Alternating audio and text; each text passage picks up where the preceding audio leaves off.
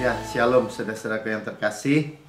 Kita jumpa lagi dalam Bible Study dari The Prayer of Protection, ya, doa perlindungan. Ya, di bab 6 bagian yang kedua. Kita hidup tanpa ketakutan. Sama-sama katakan tanpa ketakutan, ya. Di era yang penuh bahaya, yang dunia semakin lama semakin berbahaya untuk manusia, tapi kita aman. Ya, itu yang bahaya-bahaya semua bentuknya apapun tidak akan menimpa kita karena kita di dalam Kristus. Kuat dan teguh aja, percaya. Ya, ini judulnya kan takkan menimpa kita dari Mazmur 91 udah ayat 7 dan ke-8. Kita mulai dulu aja ya, saya mau baca dulu ini.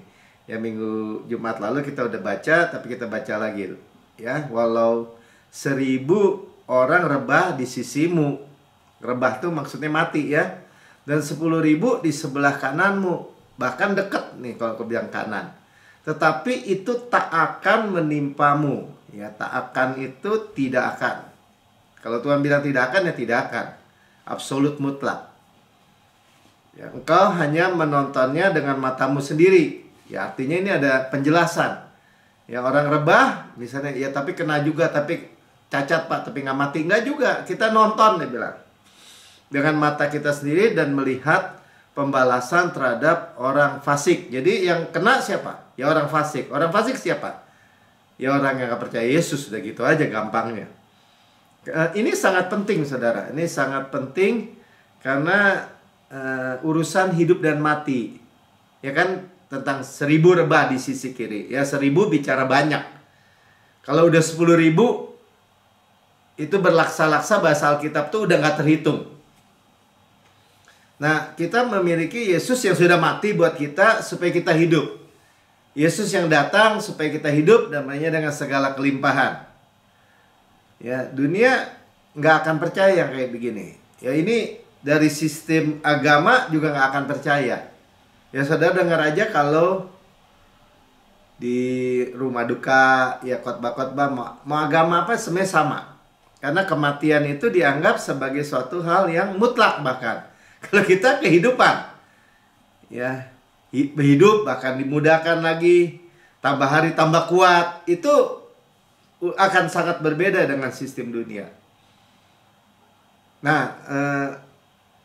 tak akan menimpa kita. Ada orang-orang kepleset di kamar mandi mati, saudara. Meninggal maksudnya ya. Ada yang lagi olahraga main badminton meninggal, ada juga. Bahkan ada yang tidur nggak bangun lagi, ya. Jangan naik-naik, nanti kalau naik-naik jatuh nanti ini, apalagi udah tua, nah, kan sering begitu. Belum lagi kita dengar kabar-kabar yang macam-macam. Jadi hal-hal buruk itu memang menimpa orang-orang yang atau manusia yang tidak percaya. Nah, saudara, sangat ini ya, sangat penting. Nanti kita akan melihat lebih dalam lagi, kok bisa ya nggak mati gitu. Kok bisa ya nggak, maut tidak berkuasa atas hidup kita. Nah, kita jelas kita memperkatakan firman Tuhan. Ya, memperkatakan pedang roh, logos. Ya, firman. Bahwa Tuhan itu memberikan kita hidup. Ya, dan mempelajari dengan segala kelimpahan. Ya, ada tertulis. Dia melepaskan kita maksudnya melepaskan firman itu dari mulut kita. Hidup dan mati. Tuh, hidup dan atau mati dikuasai sama lidah. Jadi sebenarnya rahasianya kita udah peroleh semua. Ya, jadi kalau orang itu salah percaya sangat mudah nih. Masalah mati orang, ya kemarin ada aja padahal katanya udah percaya kasih karunia ya. Ternyata ya karena orang tuanya meninggal, tiba-tiba mendadak, terus dia bilang dia dapat dari Tuhan bahwa kematian itu seolah-olah Tuhan yang. Jadi orang mati itu termasuk orang Kristen tuh udah waktunya Tuhan. Nah gitu kan, biasanya itu udah jadi kalimat yang umum. Nah kita akan selidiki benar-benar Ya, karena apa yang kita tangkap bahwa Tuhan itu mati buat kita. Tuhan itu berkata, "Hai maut, di mana sengatmu?" Tuhan itu yang berkata, maut telah ditelan oleh kehidupan. Ya, kita hidup di dalam Yesus, nggak bisa mati lagi. Ada roh Yesus, roh kehidupan. Nah, tapi iblis kan mulai dengan apa? Dengan ketakutan-ketakutan. Dan ketakutan-ketakutan itu lama-lama irasional. Ya, kadang-kadang nggak masuk akal juga. Nah, menaklukkannya ya dengan firman Tuhan. Ya, saudara mendengar yang Jumat lalu. Nah, jadi itu melepaskan kuasa Tuhan. Makanya perlu tahu firman yang benar. Ini benar Pak Melki? Maksudnya firman Tuhan yang saya sampaikan atau kebanyakan orang? Masalahnya kebanyakan ya bilang nggak mungkin ya.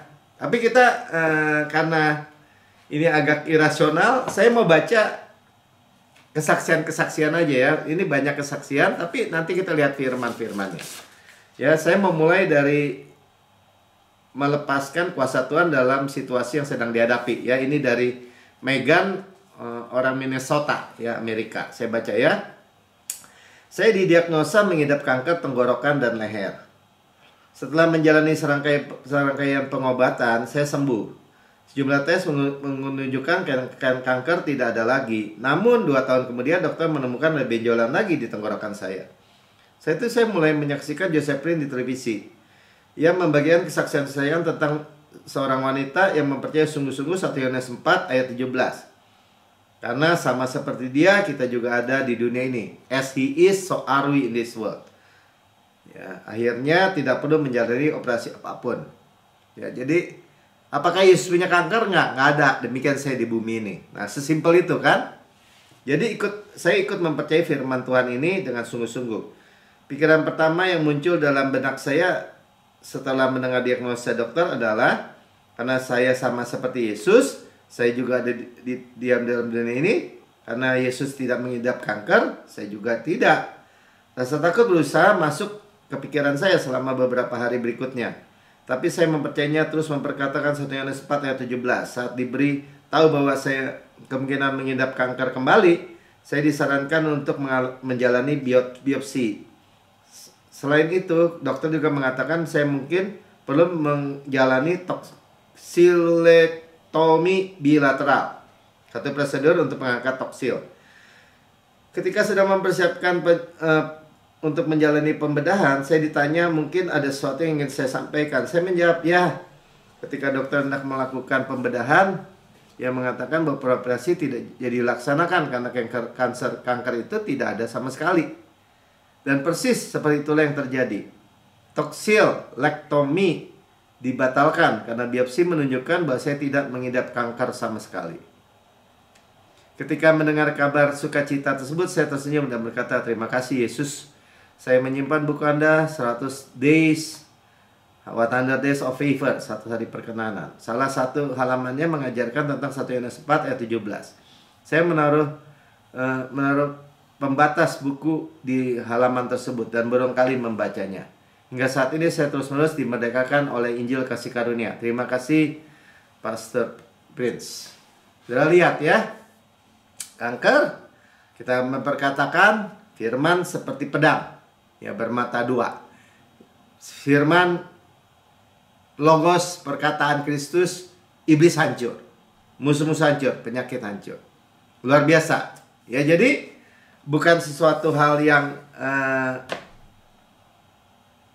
omong kosong gitu. Jangan diam aja. Kita juga lagi diajarin hari Minggu, masuk duduki negeri kita, negeri warisan kita maksudnya. Ya, karena sebaliknya kalau orang percaya salah, ya saya juga nggak ngerti ya. Ketakutan itu ternyata kadang-kadang di luar nalar. Ya, jebakan musuh dan sistem dunia itu sistem mati soalnya. Sistem dunia itu sistem kematian, saudara. Apalagi mereka yang di tengah perang misalnya. Kayak 1000 rebah di sisi kiri, 10.000 di sebelah kanan. Mati semua, saudara. Itu sama juga kayak bom meledak atau senjata nuklir gitu meledak, tapi kita nggak mati gitu. Nggak, sampai percayanya sampai segitu, saudara. Sebenarnya sih simpel aja. Kenapa? Karena kita di dalam Yesus. Amin. Tapi sistem dunia nggak berkata begitu, ya. Sumber daya terbatas, tubuh terbatas, dia lihat ke diri, lihat ke manusia, lihat ke orang, lihat situasi, lihat keadaan orang. Dia bilang, wah, sesat nih ngajaran kayak begini. Padahal firman. Nah, saya mau bagikan kesaksian lagi. Ini waktu orang Israel perang Yom Kippur ya, waktu 1973. Ya, cuma 20 hari, kata 3 minggu. Beberapa tahun lalu saya pergi ke Israel, kata Pastor Pierre, bersama sejumlah pendeta, dan kami diperkenalkan dengan seorang pemeluk agama Yahudi yang menjadi pemandu kami. Pria itu percaya bahwa Yesus adalah Mesias, membagikan suatu kesaksian yang luar biasa kepada kami. Ia bertugas sebagai prajurit terjun payung pada Angkatan Pertahanan IDF ya, Pertahanan Israel, selama Perang Arab Israel keempat di tahun 1973. Jadi itu negara-negara Arab dipimpin oleh Suriah dan Mesir untuk mau merebut kembali ya, karena Sinai direbut, dataran tinggi Golan di utara direbut waktu perang 6 hari 1967. Ia bercerita bahwa Israel dikejutkan oleh tentara Mesir dan Syria meluncurkan serangan terkoordinasi, ya maksudnya janjian terhadap Israel pada peringatan Yom Kippur. Yom Kippur itu hari pendamaian, hari yang paling disucikan dalam kalender Yahudi. Musuh-musuh Israel berhasil masuk dan menguasai wilayah yang cukup luas, bahkan sebelum Israel menyadari bahwa mereka sedang diserang, karena mereka sabat. Ya, hal itu terjadi karena banyak prajurit Israel meninggalkan pos mereka untuk merayakan hari pendamaian Yom Kippur. Pada saat mereka sadar akan serangan tersebut, pemandu kami ditugaskan untuk masuk ke area musuh bersama peletonnya. Di dalam peleton tersebut ada 5 prajurit lain yang menertawakan kepercayaan orang ini ya, dan terus mengolok sebelum perang. Mereka mengatakan bahwa pemandu kami tersebut telah mengkhianati bangsanya sendiri dan tidak pantas disebut Yahudi karena telah menerima Yesus Kristus sebagai Mesias ya. Dia Messianic Jews berarti. Untuk menanggapinya, dia mengatakan kepada mereka bahwa seandainya Tuhan tidak benar-benar ada, mereka akan menyaksikan ia tewas. Dia bilang ya. Akan tetapi apabila Yesus benar-benar Tuhan, ia berkata kepada mereka, dengan mata kalian sendiri, kalian akan melihat perkara-perkara yang ajaib terjadi atas diri saya persis di depan mereka. Pemandu kami menjelaskan bagaimana mereka dalam perang Yom Kippur tersebut masuk ke area hutan, dan tanpa peringatan terlebih dahulu mereka mendengar suara senapan mesin serbaguna, General Purpose Machine Gun, mesin otomatis ya, ditembakkan ke segala arah. Mereka disergap dengan tiba-tiba. Komandan peleton di depannya pertama kali kena tembak, tepat mengenai kepala dan langsung ambruk.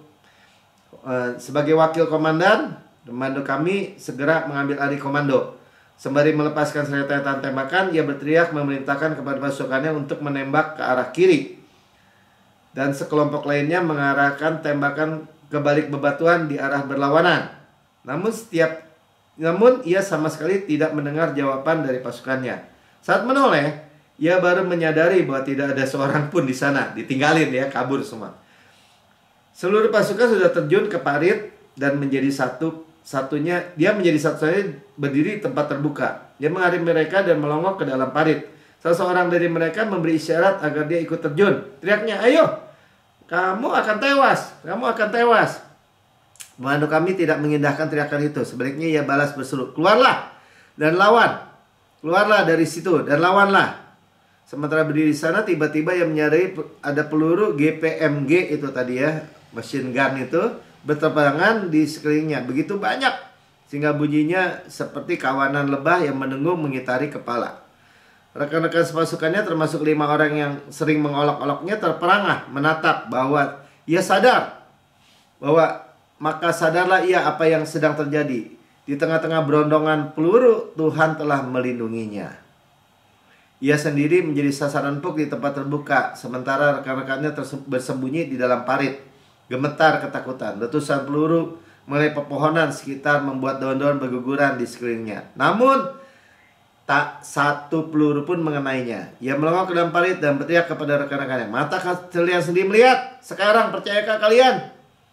Tak satu peluru pun mengenainya. Bukan itu luar biasa? Pemandu kami bercerita bahwa ia tumbuh besar di sebuah gereja kecil. Di atas mimbar di bagian depan ruang ibadah terdapat sebuah plakat yang sering dibacanya saat ia bosan mendengarkan khotbah. Ia kerap membaca kata-kata tersebut sampai masuk ke dalam rohnya, dan ia mempercayainya.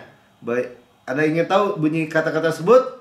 Walau 1.000 orang rebah di sisimu dan 10.000 di sebelah kananmu, tetapi itu tidak akan menimpamu.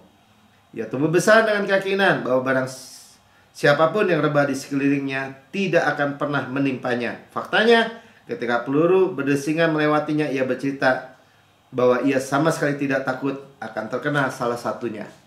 Sebaliknya, ia bercerita seorang sahabatnya yang dalam keterangan masuk akademi militer bersama-sama dirinya selama perang Yom Kippur. Sahabatnya tersebut berkisah, "Saya merasa tidak mungkin bisa melewati perang ini dengan selamat. Saya merasa bakal mati dalam perang ini. Sekalipun pemandu kami sudah memperingatkannya tidak mengucapkan kata-kata tersebut, sahabatnya itu terus mengatakan ia pun yakin akan mati dalam perang tersebut. Saya yakin pemandu kami bahwa ia akan selamat. Sayangnya sahabat itu harusnya benar-benar terbunuh dalam perang tersebut." Ya, tragis ya.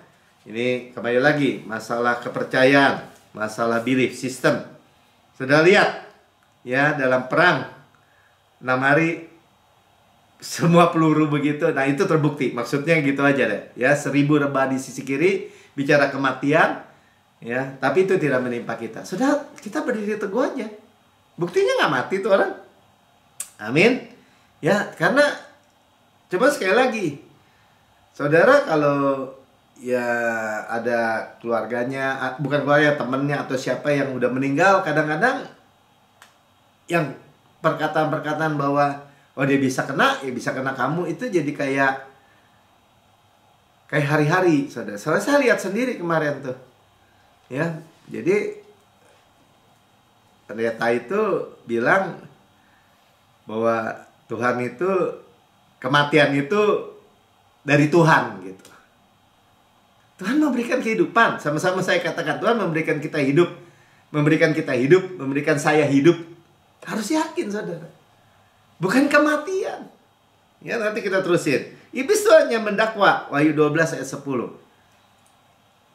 Ya, aku mendengar suara yang nyaring di sorga. Ya, suara nyaring artinya nggak perlu ditutup-tutupin. Sekarang telah tiba keselamatan Yesua. Keselamatan soteria, utuh, menyangkut semua. Power, kuasa, dan pemerintahan Allah kita. Power, kekuasaan dia yang diurapinya. Kristus yang diurapi. Saudara di dalam Kristus. Karena telah dilemparkan ke bawah pendakwa saudara-saudara kita. Ya, kita di ruang atas. Iblis dilempar ke bawah. Kita di ruang in the secret place, di ruang rahasia Tuhan. Yang maha tinggi, nggak terjamah. Kita di bawah sayap Raja Wali. Ya, bermalam dalam naungan yang maha kuasa itu, di bawah sayap, bayang-bayang sayap Raja Wali kasih karunia. Nah, yang pendakwa itu di bawah, mendakwa mereka siang dan malam di hadapan Allah kita. Sekarang nggak bisa lagi seperti iblis itu datang berdiri mendakwa Ayub, ya, bahwa Ayub bakal begini-begini. Nggak bisa lagi, saudara. Kenapa? Karena spotnya dia udah nggak ada lagi. Sudah ada darah dipercikan. Jadi nggak ada titik dia untuk bisa mendakwa lagi seperti kisah Ayub. Saudara, sedia waktu dan saatnya seperti itu. Amin. Ya, jadi jangan mau dibodoh-bodohin. Makanya kembali lagi nih, ini penting nih. Ya, jadi kalau saudara pikir gini, orang stres, khawatir, takut, terus apa sih? Ya, takut khawatir kan? Maksudnya dari dakwaan takut mati tuh, akhirnya mati, gitu. Jadi udah arahnya udah kelihatan gitu. Nah, kita dibebaskan dari itu semua, saudara. Jadi kalau dibebaskan, saudara harus menerimanya dengan absolut mutlak. Yakin aja. Ya kan? Ada, saya kadang-kadang lagi lari-lari aja bilang, wah nanti mati lo, nanti begini. Nggak ada urusan, saudara. Saudara nggak perlu lagi ditakut-takut. Ini kita yang praktis yang sering dengar ya. Oh, kepleset di kamar mandi, misalnya, oh jangan naik-naik nanti jatuh mati. Ya kemarin hari Minggu saya lari ternyata jatuh juga. Waktu udah mau finish, ada apa tuh namanya, polisi tidur gitu di jalan karena mungkin kakinya udah kurang angkat, kecil dikit aja jatuh begini gitu, jatuh ke depan begitu, bruk aja. Dalam hati saya, aduh Tuhan, dalam nama Yesus gitu ya. Tapi secara manusia, waduh jangan besot Tuhan, jangan besot gitu ya kan, jangan kena. Pas saya lihat, bener loh, nggak kenapa-napa saudara, hanya setitik di kakinya, di dengkul juga sampai sedikit ya. Nah kemudian sampai rumah, saya cuma ya karena nggak kenapa-napa, masih bisa jalan, bisa lari, padahal jatuh, benar-benar jatuh gitu. Terus Riri bilang, iya ada temannya jatuh, lagi lari. Saya bilang, enggak, lagi jalan jatuh. Itu berapa sebulan atau berapa lama gitu. Jalannya nggak benar lagi. Ada temannya lagi naik Grab. Memang mungkin kakinya agak pincang, jatuh lagi, akhirnya parah. Saudara, kita punya teman tempo jatuh patah, tapi sebentar pulih, dapat motor.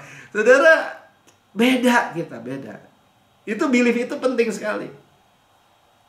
Ya, jadi ya jangan sampai gini.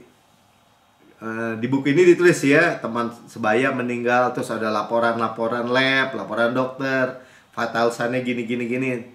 Ya, terus orang dunia bilang, periksa lo, jangan sampai tiba-tiba nanti mati, gitu kan? Bahasa-bahasa gitu kita sering dengar. Tapi apa firman Tuhan katakan itu aja sih bagi kita. Ya, Ibrani 2 ayat 14. Jadi saudara, kita bisa cek apakah kita mau percaya sistem dunia atau percaya Tuhan, gitu ya. Karena dokter ya mungkin dia bicara kenyataan secara pemeriksaan lab gitu. Tapi kadang-kadang mungkin karena dia mau cari duit juga, ya kadang-kadang dia ada-adain. Makanya orang bicara gini, second opinion, misalnya di Malaysia, di Penang, oh dia lebih akurat, lebih begini, lebih begitu. Apapun, nah, saudara ya, firman Tuhan bilang ini, karena anak-anak itu adalah anak-anak dari darah dan daging. Ya berarti kita masih ada darah dan daging, tubuh fana ya. Maka ia juga menjadi sama dengan mereka. Tuhan jadi manusia dan mendapat bagian dalam keadaan mereka, tapi tidak berbuat dosa, tidak ada dosa, tidak punya dosa. Ya, lapar, makan, ngantuk, capek, ada. Supaya oleh kematiannya, nah itu ya, ini kata kuncinya. Dia mati untuk memusnahkan iblis yang berkuasa atas maut. Ya, jadi kalau pertama apa? Tuhan bukan malaikat el maut gitu maksudnya. Tapi kita udah di frame gitu, bukan kita ya. Orang dunia tuh udah di frame, orang agama tuh udah di frame. Ya, kita nggak tahu kapan mati. Mati itu di tangan Tuhan. Mati itu pokoknya oleh Tuhan aja gitu. Ya padahal Tuhan musnahkan nih. Iblis yang berkuasa atas maut aja dimusnahkan. Buat siapa? Ya buat yang percaya, buat saudara dan saya. Amin. Katakan, bagi saya iblis yang berkuasa atas maut sudah dimusnahkan. Bagi saya udah nggak ada urusan lagi dengan maut. Dan, nah ini kan dijelasin supaya dengan jalan demikian, dengan jalan dia mati, ya kita mati bersama-sama Kristus dan bangkit bersama-sama mengalami hidup yang kekal. Ya, dengan jalan demikian ia membebaskan, Yesus membebaskan mereka, yaitu kita yang seumur hidupnya berada dalam perhambaan, saudara lihat ya, karena takutnya kepada maut. Saudara, ini harus dijelasin juga. Ada orang bilang, ya katanya mati masuk surga, tapi ke surga mati takut gitu. Kita bukannya begitu, nanti kita jelasin ya. Tapi bukan ini, gua nggak takut mati, itu mah preman saudara. Itu stupidity. Ini gue nggak takut mati nih, nekat nih mati. Nggak, bukan begitu. Ya, kita lihat dulu baik-baik ya kenapa bukan begitu. Tapi kita sudah melihat prinsipnya. Bahwa Tuhan Yesus itu datang untuk beri kita hidup. Jadi itu kita buka lagi aja deh ya. Yohanes 10 ayat 10. Ya, pencuri datang hanya mencuri, membunuh dan membinasakan. Jelas ya, iblis mencuri, jadi firman dan membunuh. Siapa yang bisa dibunuh dong? Membinasakan. Yang nggak bisa siapa? Ya kita. Kenapa? Karena Yesus datang supaya mereka, yaitu kita, mempunyai hidup Zoe dan memberinya dengan segala kelimpahan. Jadi harus jelas dulu. Benar gitu Tuhan yang ngasih kematian? Kadang-kadang orang udah bengong aja gitu, mungkin ya khotbah di rumah duka udah biasa begitu. Dulu saya soalnya pelayanan di rumah duka. Ya kita sedang antri, dia udah duluan, kita sedang antri. Atau ntar hidup manusia 70, paling kuat 80, kebanggaannya kesusahan. Betul yang disebut firman, tapi bukan buat untuk kita gitu. Ya, Tuhan bagi kita apa? Tuhan Yesus datang mati di kayu salib buat apa sih? Tujuan saya datang, Melki, supaya kamu beroleh hidup dan memperolehnya dengan segala kelimpahan. Tuhan, hidup pakai mati nggak? Ntar hidup lagi, ntar mati lagi. Enggak, hidup kekal dan mempunyai dengan segala kelimpahan. Ya, pantesan orang kalau udah ngomong nah ini juga peringatan dalam tanda petik ya. Kalau orang Kristen udah percaya kasih karunia ini ya, terus masing-masing ngomong gini, udahlah Pak Melki jangan panjang umur deh, nyanyi panjang umur, saya nggak mau hidup lama-lama, saya nggak mau begini. Kayaknya rohani saudara, kayaknya hebat gitu. Mati beneran saudara. Nah kenapa ya, nanti kita lihat dulu, tapi kita belajar Mazmur 103 ayat 5. Dia yang memuaskan hasratmu dengan kebaikan. Ya, dia hasratmu itu dia memenuhi mulut kita dengan goodness. Ya, dia berikan kita kata-kata itu goodness, kebaikan. Sehingga masa mudamu menjadi baru seperti pada burung Raja Wali. Ya, kita udah belajar. Jangan takut dengan umur yang makin banyak. Makin banyak umur kita, makin kekuatan kita makin tambah. Sama-sama katakan, makin banyak umur saya, kekuatan saya makin tambah.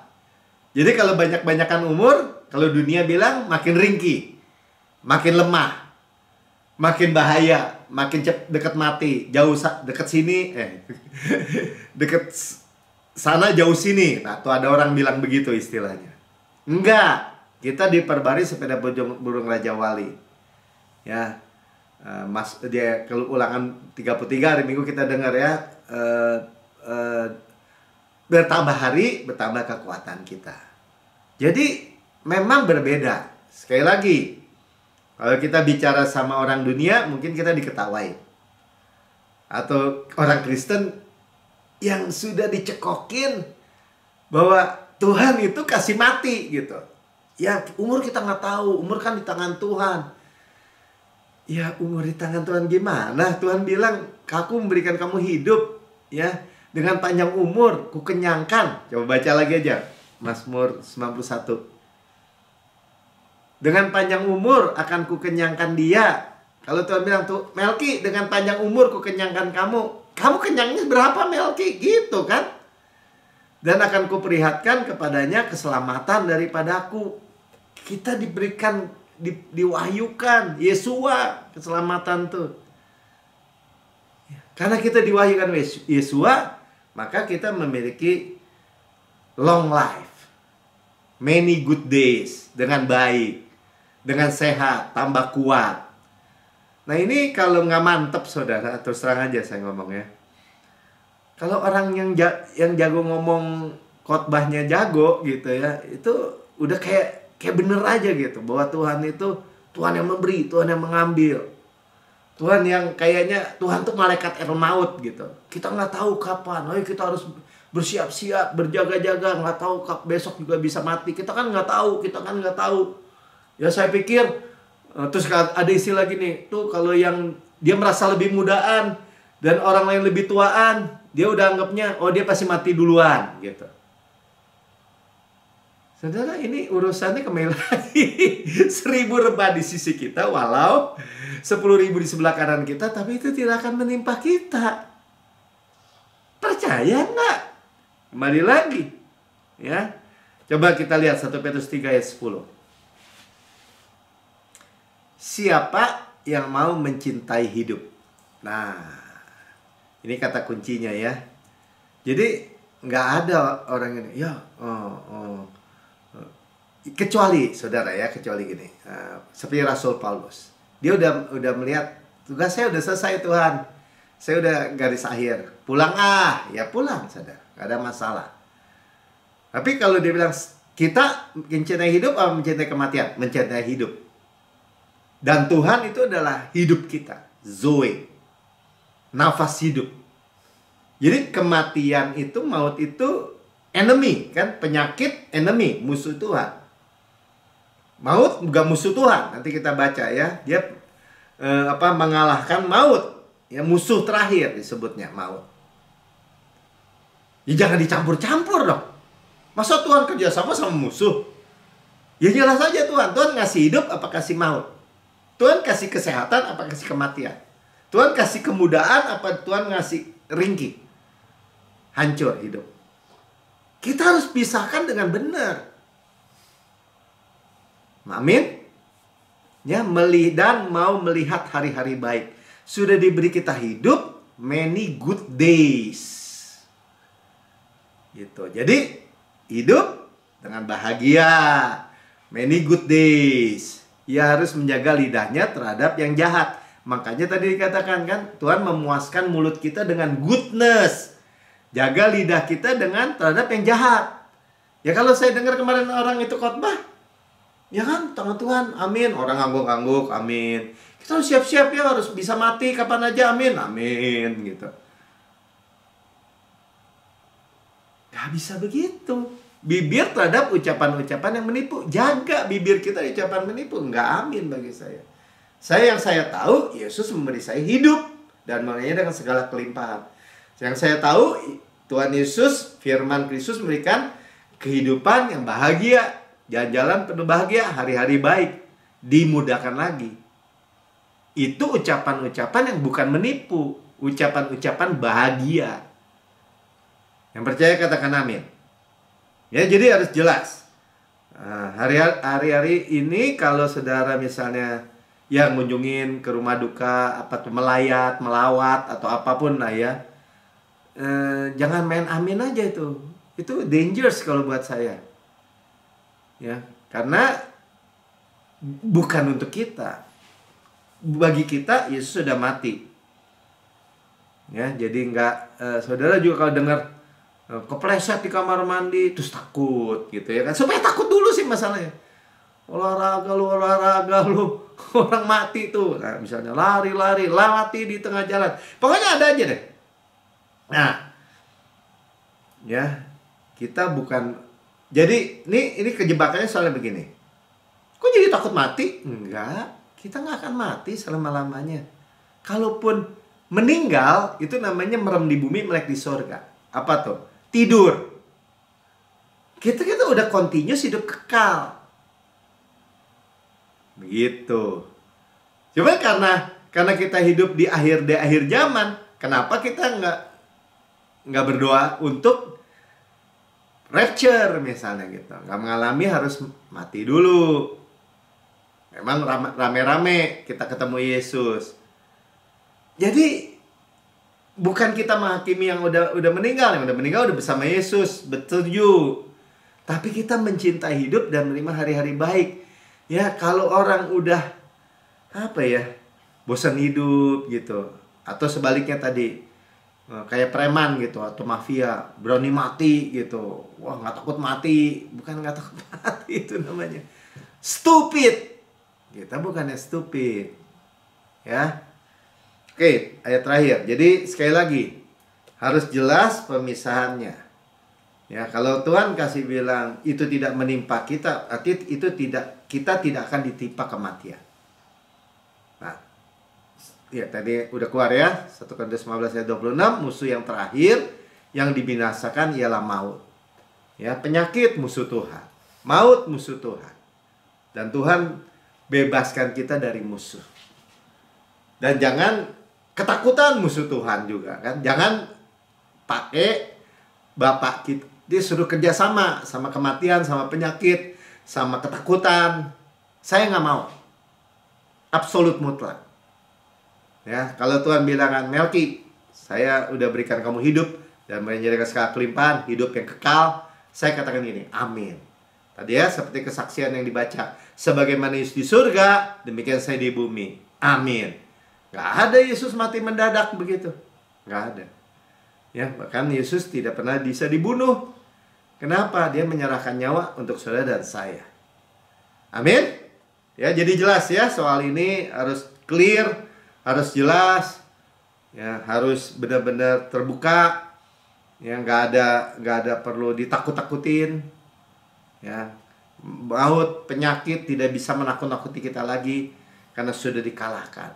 Semua musuh ditaruh di bawah kaki kita. Amin. Ya, saudara yang mendengar di rekaman YouTube, saudara hidup, kalau manusia dikatakan ketakutan hidupnya akan maut, itu udah alamiah gitu. Saudara mau bebas dari itu, saudara percaya Yesus. Ikuti saya berdoa. Katakan gini, Tuhan Yesus yang maha mulia, saya menerima Engkau sebagai Tuhan dan Juru Selamat pribadi saya. Dengan mulut saya mengaku, dengan hati saya percaya bahwa Engkau telah mati untuk semua dosa-dosa saya, dibangkitkan karena pembenaran saya, naik ke surga, duduk di sebelah kanan Allah Bapa, dan mendudukkan saya bersama-sama dengan Yesus di surga. Surga adalah rumah saya, dan saya adalah anak yang paling dikasih. Saya super aman di dalam Kristus, dan semua kematian, penyakit, wabah, bencana, dan semua yang buruk tidak akan menimpa saya di dalam nama Tuhan Yesus. Amin.